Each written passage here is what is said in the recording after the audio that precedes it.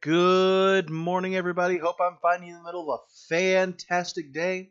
Today, our verse will be it'll be four verses. It's going to be out of Ephesians 6. And I know when you think Ephesians 6, you think, yeah, the armor of God. But today, no, it's not the armor of God. You're wrong. That's okay, though.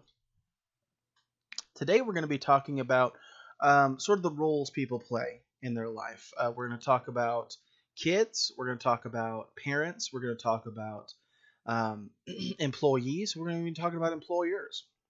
And so we're going to jump into it today. It says in Ephesians 6, the first verse, if you've probably already guessed, if you're familiar with Ephesians 6, is verse 1, which says, "Children, obey your parents in the Lord, for this is right."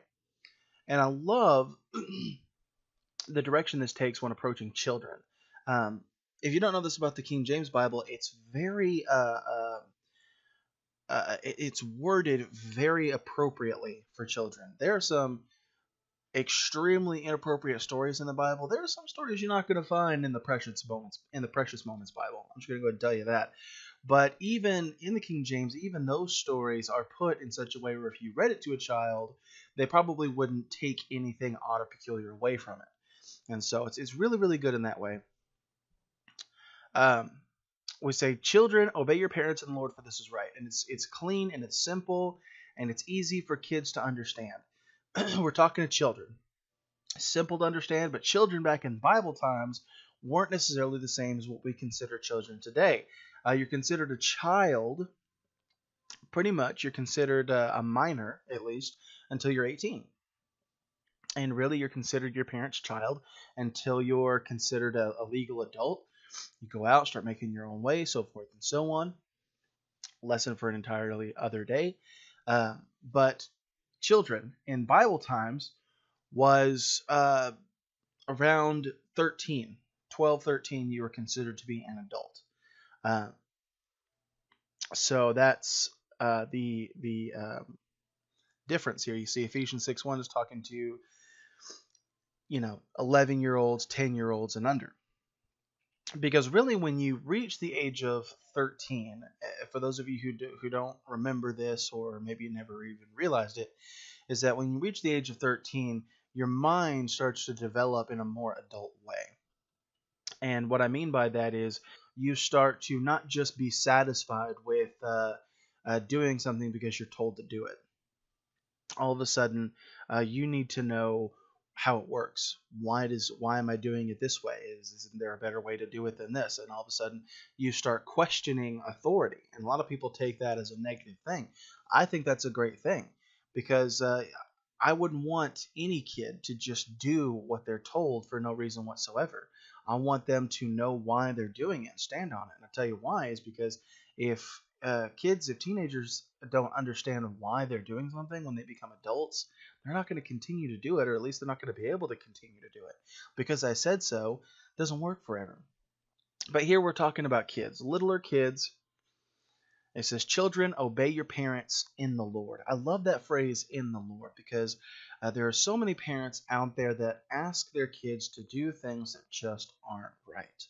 And we don't need to go into any details. And we know that those parents they're horrible parents. But it says, "Children, obey your parents in the Lord." And I love that because it teaches parents here too, not just kids. It's saying, parents, you should never ask your kids to do something that I have already told them is wrong, or I've already told you is wrong. It should say, parents, "Children, obey your parents in the Lord." Parents, ask your kids to do as I tell you to ask them. Parents, the role of a parent is really a spiritual role. And something we need to understand. Children, obey your parents in the Lord. So that's to the parents, for this is right. And for a kid, it's that simple. Just do it because it's the right thing to do. For adults, we have to understand, well, how is this going to benefit me? How is this going to be the best thing for my life, for my course, for my decision, for my things? But for kids, it's just, well, it's the right thing to do, so I'm just going to do it. I remember watching some of those cooking competition shows. And man, those adults, they will cut each other down. They'll take all of something. They'll do whatever it takes to unbalance their opponent. They'll play dirty, whatever they have to do to get the win. And I'll watch the kids baking show, whatever it's called. And those kids, man, if one of their opponents gets in a bad way, or they need help with something or they run out of an ingredient, they will go out of their way, stop what they're doing to help each other. Children do the right thing because it's the right thing to do, and they keep it that simple. It should be that simple for us, but unfortunately it's not. And here, the Lord knows that, and He says, "Children, obey your parents in the Lord," just because it's the right thing to do. Obey your mom and dad because it's right. You may not always agree with mom and dad, but obeying your mom and dad is the right thing to do. And for kids, that's enough. It should be enough for us. Just food for thought for today. And then we jump down to verse 4. Verse 4 has a little more about parents. It says, "And fathers, provoke not your children to wrath, but bring them up in the nurture and admonition of the Lord." Now, being a father, I understand how it can be hard sometimes not to get angry. And this is what exactly the Bible is saying here. It's saying, fathers, don't provoke your children to wrath. Don't shout at them. Don't scream at them. Don't yell at them. Make them feel stupid or insignificant or foolish, because those are God's precious little people. And we should never do anything to go against them, because doing so is really going against the Lord. The Bible says anybody who would offend one of these little ones, it were better if a giant millstone were hanging about his neck and he was cast into the sea. That would be better than what God's got waiting for those people who offend those little ones. So it says here, fathers, provoke not your children to wrath, but bring them up in the nurture and admonition of the Lord. You see the contrast there? Wrath, that phrase you can just picture. Anybody who's ever had a parent before, anybody who's ever been raised before, you can picture whoever it was. Maybe you weren't raised by your mom and dad. Maybe you were raised by an aunt or an uncle or grandparents, or maybe you were raised up in like a foster care situation. But whatever sort of situation you were raised in, you can see somebody getting angry, somebody's face turning red, somebody getting upset with you, shouting at you, and you can picture that in that phrase wrath. But then he says, don't do that. He says, but bring them up in the nurture and admonition of the Lord. Two words that describe a gentleness, a kindness, a calmness. Even when you walk in the room and you see that they've destroyed something very valuable, something very expensive or very important to you, and you walk in the room and you're there going, I'm sorry, I didn't mean to, I'm sorry. In that moment, don't provoke your children to wrath. Bring them up in the nurture and admonition of the Lord. Try to stay calm and say, you know what? It's going to be okay. It's going to be all right. But you know what you did wasn't right. I've told you time and time again, don't touch that. You didn't listen. And try to help them understand that the big deal here isn't the broken thing, because that's our selfishness. What did you do? I can't believe you broke that. And that's our selfishness, because we're not so much concerned with them, what they did wrong, the lesson they failed to learn, or how they develop as a human being at that point in time. We're concerned with what my thing was broken. And that's the only thing that's on our mind. My thing is broken. I'm mad about it. That's selfish. We shouldn't be like that. We should take that as a time to explain to them in a nurturing and in an admonishing sort of way that what they did was wrong because they disobeyed, and help them to see your kindness and your affection. There are people out there who think that kids need to be afraid of their parents in order to obey them. I am so glad that God doesn't do us that way. We're referred to as the children of God. If we're saved, born again Christians, we're referred to as the children of God. And I'm so glad that God didn't decide that we need to obey Him out of fear. And if you thought that's why God wanted you to obey Him, you were wrong. God doesn't want us to obey Him out of fear. He wants us to obey Him out of love. That's the example He sets for us as parents. We shouldn't want our kids to obey us out of fear. We should want our kids to obey us out of love. You show your kids that you really, truly, and honestly care about them. Don't just throw money at them. Don't just throw toys at them. Don't just throw gifts at them. But you really, truly, and honestly care about them. Then they're going to start listening to you. They're going to care about what you have to say. They're going to look up to you and respect you. Fathers, provoke not your children to wrath. Bring them up in the nurture and admonition of the Lord. And children, obey your parents in the Lord, for this is right. And then we jump down to verse 5. Changing gears real quick here. It says, servants, be obedient to them that are your masters, according to the flesh, with fear and trembling, in singleness of your heart, as unto Christ. There's so much here. That time is getting away from me, and I need to speed it up a little bit. But servants there, we refer to today, we don't really have servants in America, or in a lot of other countries around the world, don't really have servants. as much as we used to in times past. But what we have are employees.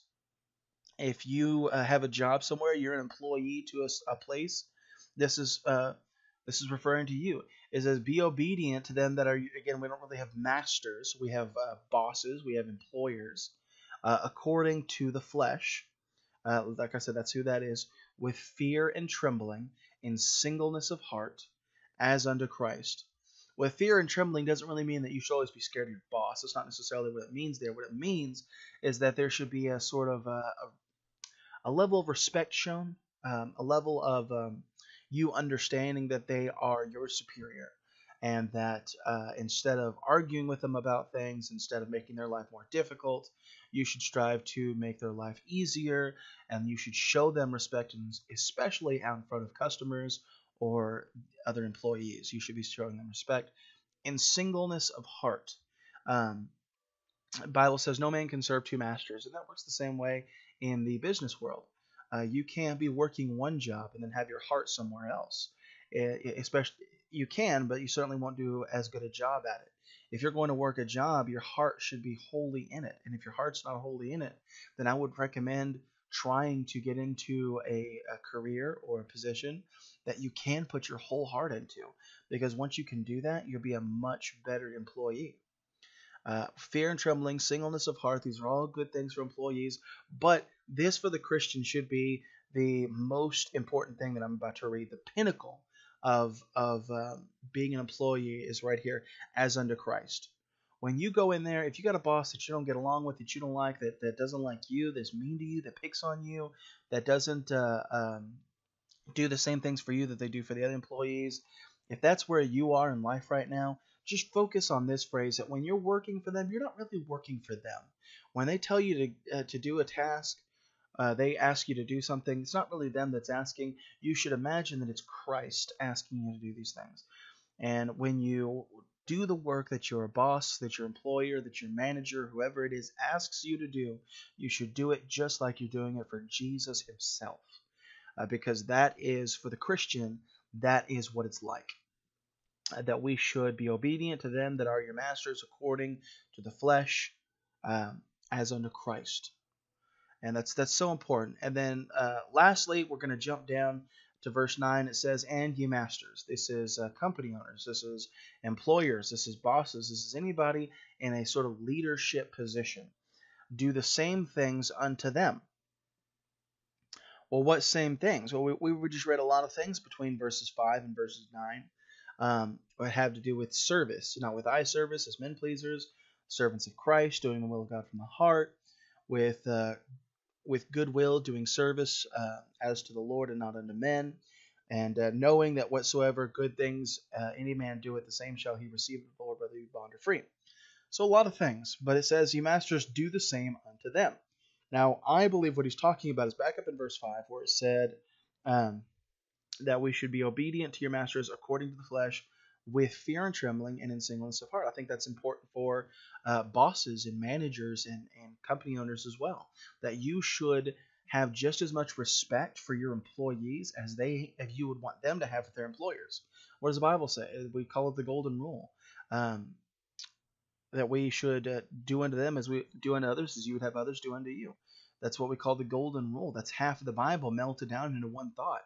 And again, a lesson for another day. But what we need to understand is, if you as an employer, as a boss, as a manager, you want respect, you have to show respect. I can't tell you how many times I've worked a job and felt like, and that boss is wanting respect from me, and I do my best to show it to him, and then he's wanting respect from somebody else who won't give it to him, and they can't possibly understand why, and it's because they're not showing respect in return. They're barking orders, they're sitting in their office all day, they're not helping, they're not showing a respect for us the way they want to be respected, and it's a two-way street there. No matter what you do, no matter where you are in life, you want respect, you have to show respect. That's the way it works. Doing the same things unto them. Singleness of heart. Don't be using employees to get ahead. That's evil. That's ungodly. That's unbiblical. And if you do that, how can you call yourself a Christian and do that? Because the Bible here clearly says that you should have a heart for your employees, for those who have trusted you to be their boss. And then it says, "Neither is there respect of persons with Him. In other words, God doesn't care if you're the manager or if you're the grunt employee at the very bottom of the totem pole. No matter who you are, God doesn't have respect for anybody. So you think you're some big hot shot because you've got the corner office and you've got the big title. Well, you're going to stand before God the same way all those other people will, and you will answer for the things that you do. So we need to not just so flippantly decide what the most worldly wise way to live our lives is. We need to consider all of these things in our life. Kids, obey your parents in the Lord, for this is right. It should be something that goes with us all the day. But parents, uh, how you treat your kids, the wrath compared to the other things, that's important too. Focus on that. And then servants and masters, we just went through all of that. The respect and hard work and the dedication to one another is important. So all of this in mind, don't just take it today, but take it with you everywhere you go. And thank you for listening.